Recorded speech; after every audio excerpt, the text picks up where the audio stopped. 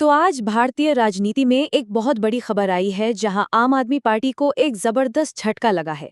चलिए इस पूरी कहानी को आसान भाषा में समझते हैं। इस पूरी कहानी की शुरुआत होती है राघव चड्ढा के इस एक पावरफुल स्टेटमेंट से, I am the right man in the wrong party. यानी कि मैं एक सही आदमी था जो एक गलत पार्टी में था। ये शब्द कहीं न कहीं इस पूरे राजनीतिक बदलाव की वजह बताते हैं और सवाल खड़ा करते हैं कि भाई आखिर ऐसा हुआ क्या। तो सबसे पहले बात करते हैं उस कोर अनाउंसमेंट की जिसने दिल्ली से लेके पंजाब तक की सियासत में हलचल मचा दी है। जानते हैं कि आखिर ये घोषणा क्या थी और किसने की? हुआ ये है कि आम आदमी पार्टी के 3 राज्यसभा सांसदों ने पार्टी छोड़ने का ऐलान कर दिया है। और ये कोई छोटी मोटी खबर नहीं है, ये पार्टी के टॉप लेवल पर एक बहुत बड़ी टूट है। तो ये हैं वो 3 सांसद, राघव चड्ढा, संदीप पाठक और अशोक मित्तल। इन तीनों ने एक साथ एक जॉइंट प्रेस कॉन्फ्रेंस करके आम आदमी पार्टी छोड़ने का फैसला पब्लिक कर दिया। लेकिन इसमें सबसे दिलचस्प बात यह है कि वो ये कदम उठा कैसे रहे हैं। दरअसल उन्होंने संविधान का ही एक प्रोविजन इस्तेमाल किया है। क्योंकि वो राज्यसभा में पार्टी के 2/3 सदस्य हैं, इसलिए वो एंटी डिफेक्शन लॉ यानी दल बदल विरोधी कानून से बचते हुए अपनी पार्टी का बीजेपी में विलय कर सकते हैं। तो सबसे बड़ा सवाल, आखिर पार्टी के एक संस्थापक सदस्य और दूसरे सीनियर लीडर्स ने ये कदम उठाया क्यों? उन्होंने अपनी ही पार्टी की किन बातों को असल समस्या बताया? ये एक सीधा आरोप है जो उनके असंतोष की जड़ है। उनका कहना है कि जिस पार्टी की बुनियाद ही करप्शन के खिलाफ लड़ाई पर रखी गई थी, आज वो खुद ही ऐसे लोगों के कंट्रोल में आ गई है जो करप्ट हैं। यानी अगर आसान शब्दों में कहें तो उनका मेन आर्ग्यूमेंट है सिद्धांतों का पतन। उनका मानना है कि आम आदमी पार्टी अब वो पार्टी रही ही नहीं जिसकी उन्होंने स्थापना की थी। वो अपने असली मकसद से, अपने कोर वैल्यूज से पूरी तरह भटक चुकी है। उन्होंने पार्टी लीडरशिप पर कई और गंभीर आरोप भी लगाए, जैसे कि पार्टी अब देश के लिए नहीं बल्कि अपने पर्सनल फायदे के लिए काम कर रही है। उसने करप्शन फ्री इंडिया के अपने सबसे बड़े वादे को धोखा दिया है और कुल मिलाकर ये अब वो पुरानी वाली आप नहीं रही।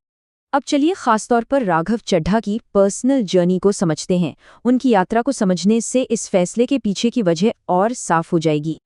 जरा इस टाइमलाइन को देखिए। राघव चड्ढा पार्टी के को-फाउंडर रहे हैं। उन्होंने इसे बनाने में 15 साल दिए।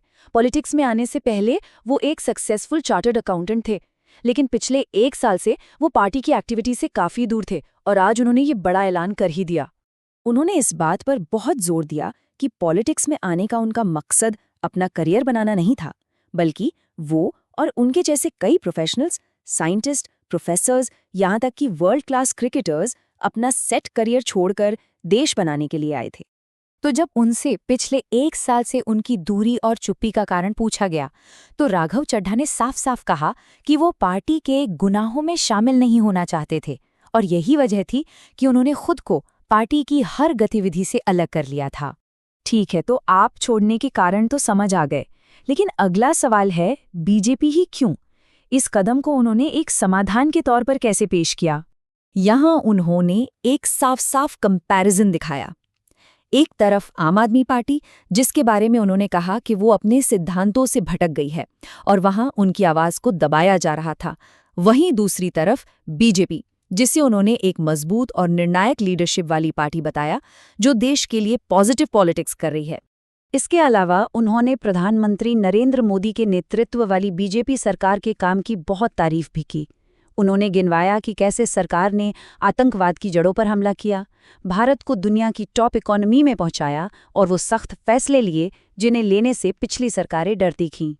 और देखिए, ये बयान तो सब कुछ साफ कर देता है। इससे पता चलता है कि वो बीजेपी के टॉप लीडरशिप के साथ काम करने को लेकर कितने उत्सुक हैं, जो उनके इस फैसले को और पुख्ता करता है। तो अब आते हैं आखिरी हिस्से पर। आगे क्या होने वाला है, क्या वादे किए गए हैं और इस पूरे पॉलिटिकल डेवलपमेंट के असल मायने क्या हैं? सबसे पहले अपने वोटर्स के लिए उन्होंने एक भरोसा दिलाया है।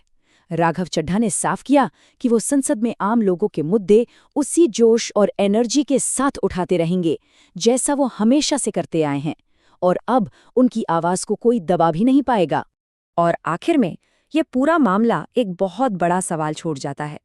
जब एक उभरती हुई पार्टी के इतने अहम चेहरे और फाउंडिंग मेंबर्स पाला बदल लेते हैं, तो ये सिर्फ उस एक पार्टी के लिए नहीं, बल्कि भारत में कोएलिशन पॉलिटिक्स यानी गठबंधन की राजनीति के पूरे भविष्य के लिए क्या संकेत देता है। ये वाकई सोचने वाली बात है।